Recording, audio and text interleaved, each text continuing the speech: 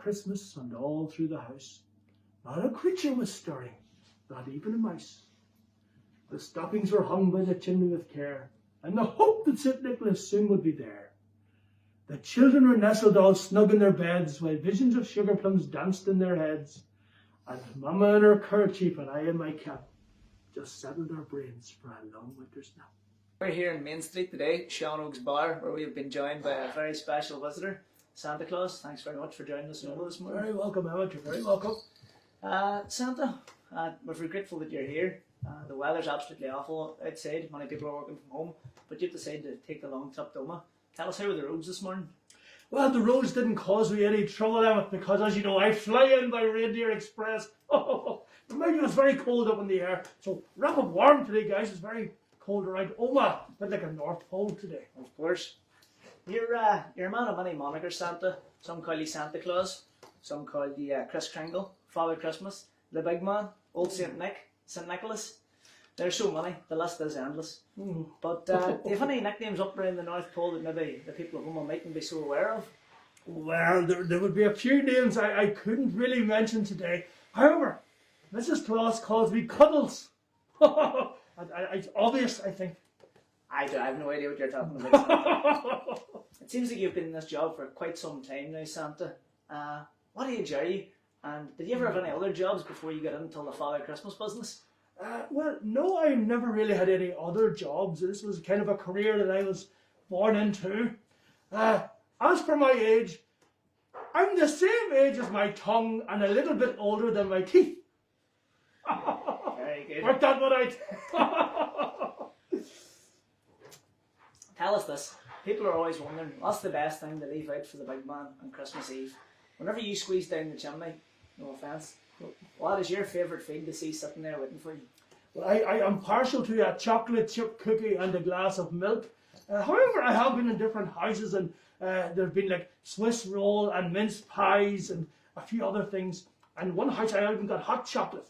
It was a little bit cold when I got it, but nonetheless it was nice. It was perfectly nice. Excellent. Now, Santa, we've started with a couple of easy questions, but you understand that we as journalists at Weird Tyrone have a responsibility to hold people in power, responsible for what they do. And rightly so. So we've got a few tougher questions for you, and I hope it's not going to cause us to fall out. Question number 1. Rumours have been circulating that the elves at the North Pole are unhappy with work conditions over the last few years. Some say they're not getting their tea breaks, and others have called the work conditions appalling. Is it true that there's going to be a strike in the next few weeks, and could it destroy Christmas?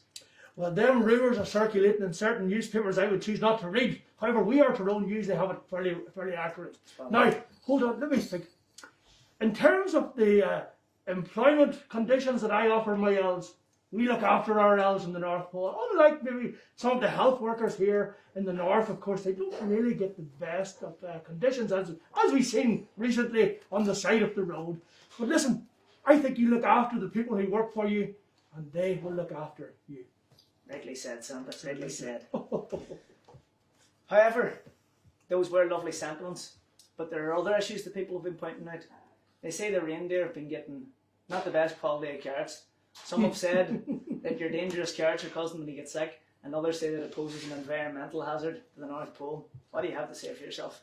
Well, Emmett, imagine if you will, we took away the carrots and we gave them Brussels sprouts. I think that would be a whole lot of a bigger environmental issue, and certainly for me, being behind them all day long, it wouldn't be a great thing. So, Santa, I know there are a few tough questions there, and you handled them very well indeed. But we've got a few more complaints from people who had a visit from you a number of years ago, who have a bit of a bone to pick. So this one's from Laura. She's 20 years old and she's from Clannabogan, and she wants to know, Santa, why when in 2006 she ordered the Island Princess dress with peacock feathers, did she awake on Christmas morning to find the Deal's stock princess dress in its place? Well, the very simple answer for that one is, Laura, previous to Christmas, she wasn't always on the good list. And it took a little bit of time to work herself back up into a good quality of present. At the time Christmas came around, she was at the quality of the Deal's dress. And I think that was very simple. And it fitted her very well. From I recall, yes. The word out in New Year's Eve night, McElroy's. Okay, and we've got one other man, fully grown man, who still has a bone to pick with you, Santa.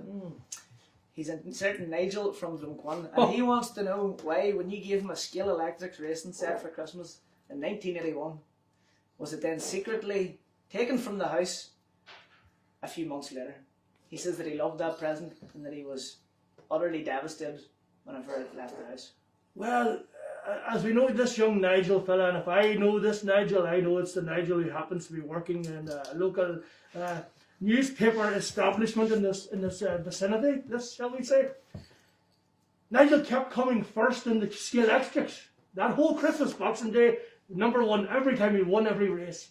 And being an Everton fan, he never knew what it was like to come first. So I decided to take it away again and make him feel normal. Nigel's a very good boy now, however, this year, we're talking about dresses earlier for Laura. Nigel's been looking for a Frozen dress this year, and I can't get one in his size. He's just a little bit too big these days. He's a good boy though. Excellent, Santa. You're going to be shooting off shortly into the sky to resume your business before the big day arrives. But before you get going, could you tell us the one thing that everybody needs to know? What, Santa, is the true meaning of Christmas? The true meaning of Christmas is family, togetherness, compassion and understanding. And to always remember that those who are less fortunate than ourselves, and to be good to one another over the Christmas period. Enjoy it. So, Santa, in anticipation of your arrival here in Home of the Day, we put the word out to the children of Tyrone, the good and the not so good, to see if they had any questions that they wanted to ask you while you were here. Do you mind if I read a couple out to you? Fire away, Emmett, fire away. First question comes from Ollie Colton and Emery Colton. Ollie's 4 years old and Emery's 21 months old. And they would like to know what would happen if Rudolph had a cold on Christmas Eve and his nose didn't work. How would you manage to guide the sleigh?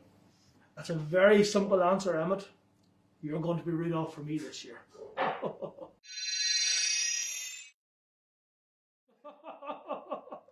Question 2 comes from Lillian Green. She's a local 6-year-old, and Lillian wants to know, do you ever be wild tired after delivering all the toys on Christmas? I can be a little bit tired, but I'm more excited, to be perfectly honest with you, that the job's done. We get home and we bring all the carrots out to all the reindeers. They have a big feast, they have a big reindeer festival, of course, in January. And I then get away for a little break in January as well. I'm thinking about Mauritius this year. Do you find it? I think I have, I think so. The third question comes from one Caitlin Boner. Caitlin's 5 years old, and her and her brother Killian want to know, if you're on the naughty list, will you get coal for Christmas? Oh, there'll be a lot of people on the naughty list this year looking for coal. It's become such a commodity.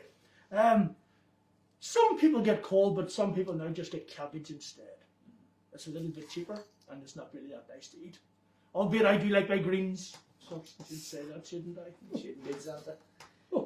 Question 4, Orla Carrigan. She is a 5-year-old from Bow Island, and Orla would like to cut to the chase and simply find out, when are you coming to her house, Santa? I'll be with you on the 24th of December, Christmas Eve. I want you to be in bed nice and early, young lady, because I will be delivering the toys and sometime around 10 o'clock that night. I'm sure Orla will be well tucked up for you. I hope so. I hope so. Shay Boner is in with question number 5. He's a 1-and-a-bit-year-old from Oma, and Shay's a very smart boy, and he's asking, who delivers Santa's presents on Jesus' birthday? Well, as we know, the 3 wise men brought the presents to Jesus on his birthday, which was in Spain. They celebrated as the King's Day on the 6th of January this year.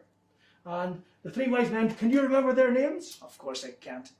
It's Caspar, Melchior and Balthazar. That's why you're Santa. That's why I am Santa. They done the job for me in the first Christmas. That's right. Alright, Santa. We've got 2 more questions left. Can you handle them? I'll try. Not a bother me. Question 6 comes from Owen Mumna, a 7-year-old from Drumquin, and Owen wants to know, how many elves do you have? Thousands, Owen. That's a simple answer. I couldn't put a number on it, but there are too many to count. And they're all working really, really hard for your presence right now, Owen. Trust me, they're working really hard for yours especially. Excellent, Santa. And the last question comes from Kelly and Harry McDonough. And Kelly and Harry want to know what time they should be in their bed on Christmas Eve. But I think everyone should be in their bed around 8 or 9 o'clock.